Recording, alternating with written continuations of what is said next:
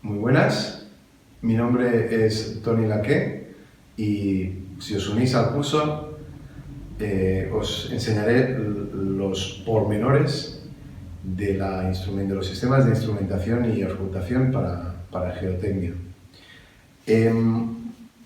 La idea es ir desde lo que es el sensor en sí, pero ya veis que aquí cada sensor tiene su cablecito que iría a un armario de toma de datos. Y luego, con esta antenita que hay aquí, con este GPRS, pues los datos se envían a un FTP, con lo cual, de lo que estábamos acostumbrados hace unos años en auscultación, hoy en día ha cambiado muchísimo el tema.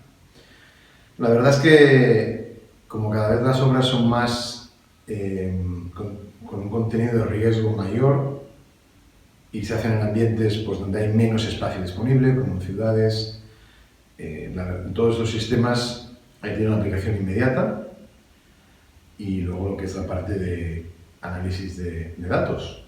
O sea que os invito a que os unáis al curso porque tiene unas salidas profesionales obvias hoy en día en nuestro mundillo de la geotecnia. Os espero. Muchas gracias.